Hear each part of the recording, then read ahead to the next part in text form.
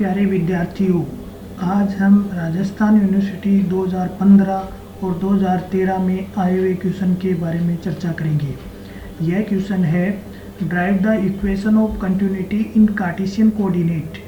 अपने को equation of continuity find करनी है। किसके लिए? कार्टेशियन कोऑर्डिनेट के लिए। कार्टेशियन कोऑर्डिनेट होते हैं एक्स वाई जेड। तो equation of continuity in Cartesian coordinate के लिए मैंने ये मान लिया एक्स एक्सिस है, ये वाई एक्सिस है, ये जेड एक्सिस है। यहाँ पर ये पैरेललेपिपेड है। इस पैरेललेपिपेड का नाम है A B C D, D dash, A dash, B dash, C dash.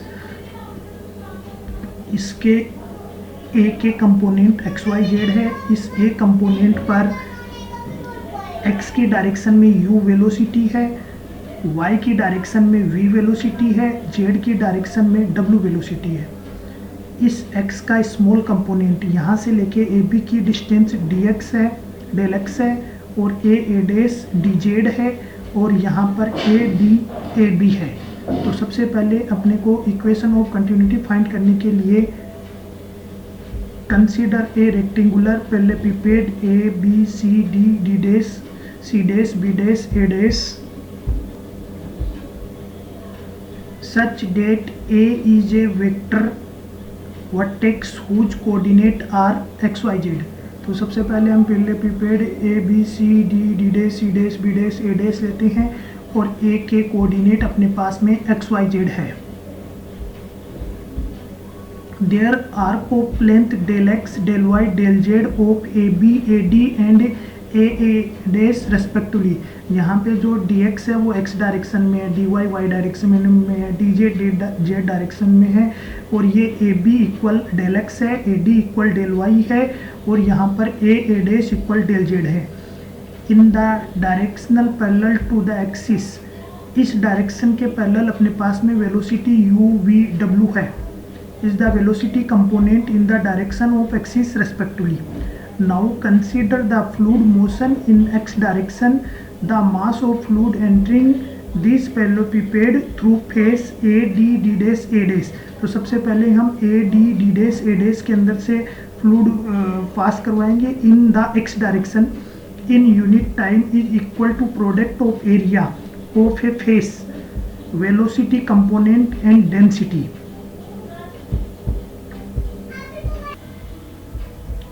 Hence the mass of fluid through face AD, D dash, A dash। Diagram में देखिए AD, D dash, A dash in the x direction in unit time is।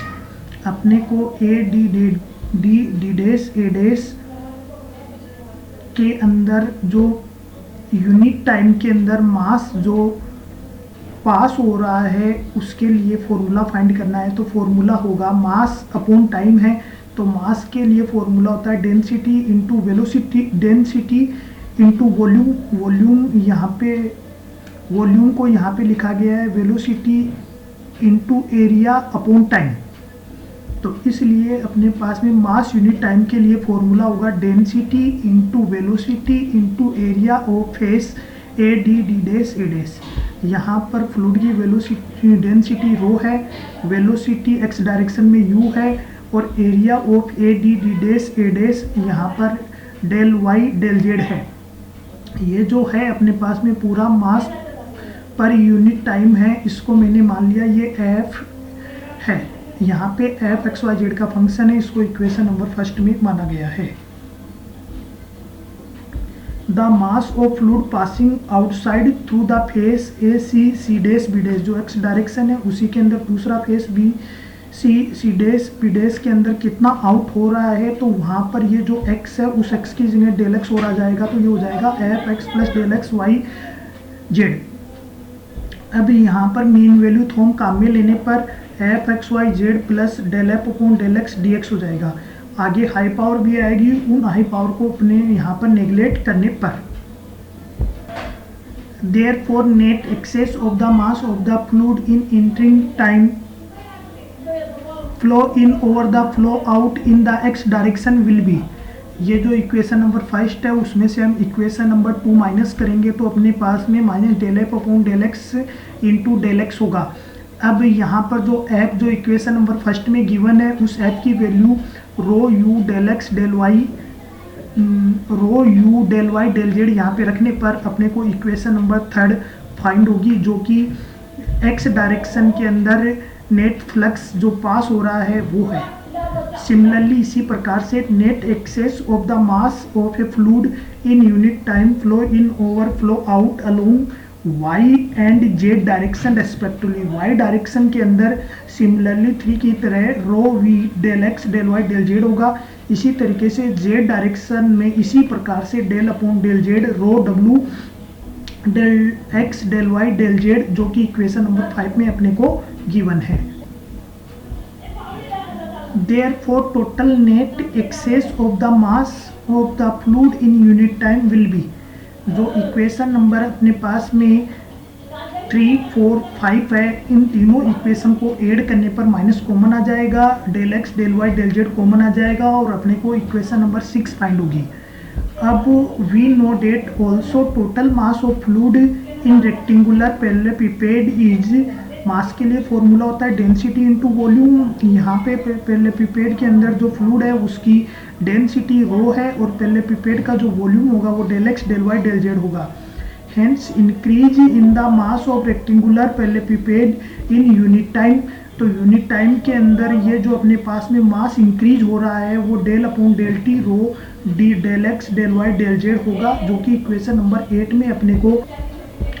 अब the rate of generation of mass must be equal to net excess of mass, जितना mass generate हो रहा है और जो access हो रहा है वो दोनों आपस में बराबर होंगे।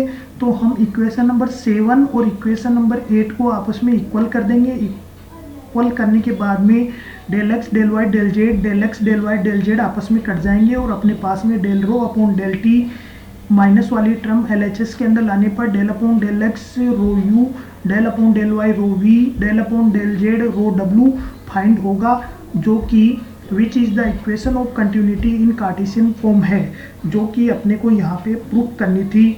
धन्यवाद स्टूडेंट्स।